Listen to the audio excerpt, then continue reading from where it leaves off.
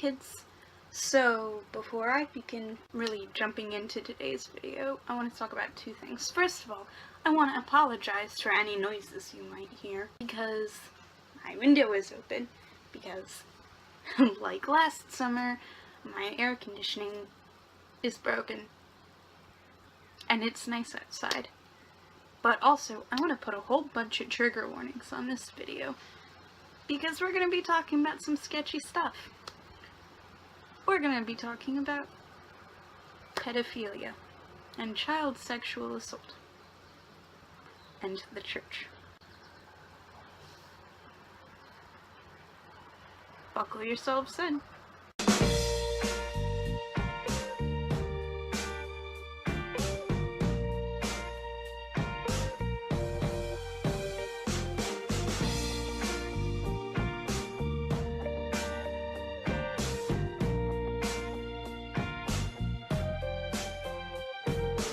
Before we actually dive into this conversation, I want to make it clear that I have no stake in this game.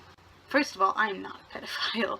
I also am not a victim of child sexual assault, which from this point onward we're going to call CSA, because that is a much shorter phrase. I don't know very well anybody face-to-face who I am aware of is either a pedophile, and by pedophile I mean either experiences attraction or has committed an act of sexual assault against a child.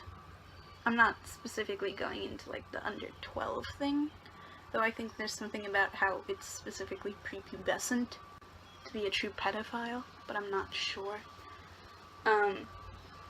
Or someone who has explicitly told me that they are a CSA victim who I know face to face.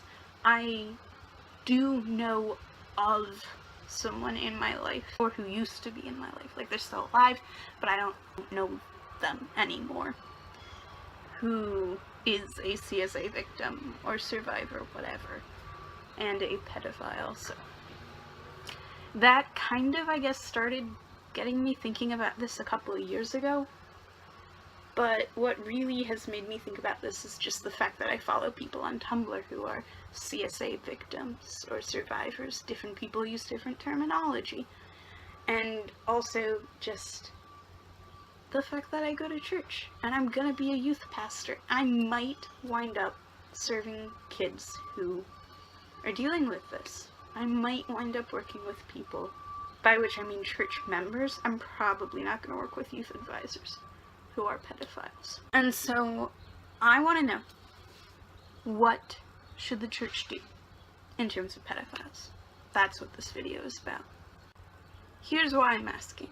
Because Jesus comes to serve the least of these, and Christianity is all about grace. And I've asked people, and nobody seems to want to give me an answer. Everybody seems to want to ignore pedophiles. They're like, send them to jail.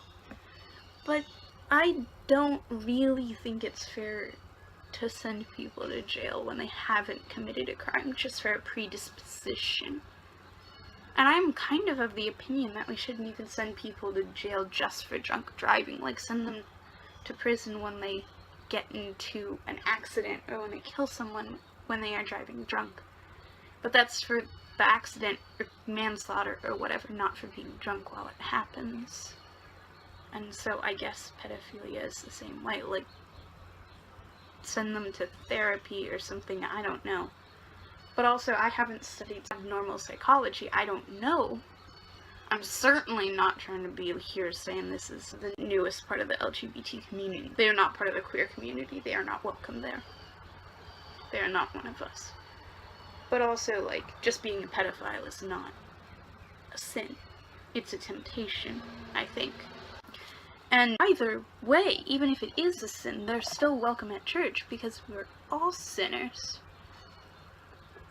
But how are they welcome at church? Because we have to protect children. Jesus is like, let the little children come to me. So I don't know. I just want to start this conversation, and I'm 19. I'm in high school.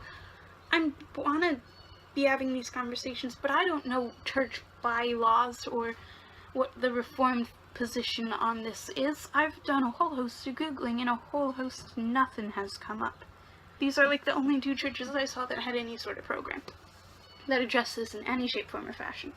Somebody's like, we have adult-only services on Saturday evenings, and if we have someone who has confessed that they are attracted to children, they are only allowed there. They are not allowed to come at any other time.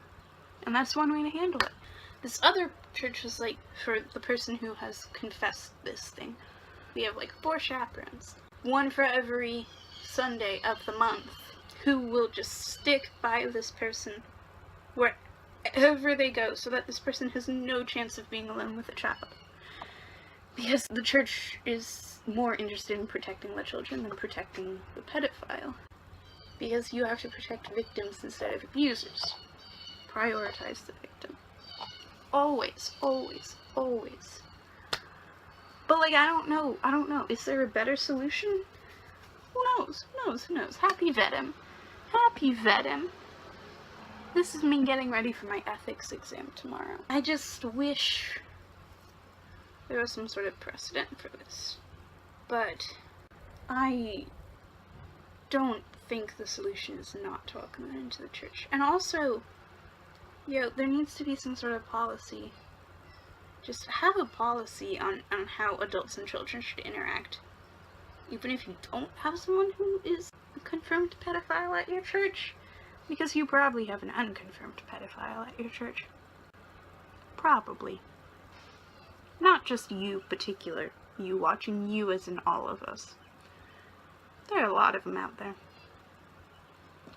And when I'm talking about them in this weird way, like if you're watching and you have this attraction, I am praying for you. Because, like, I can't imagine how hard that must be. And also, just like, please, please, please, please, please do not hurt children. Please. Please, do not do it. I hope you have a great day. You particular potential pedophile watching this, and all of my audience.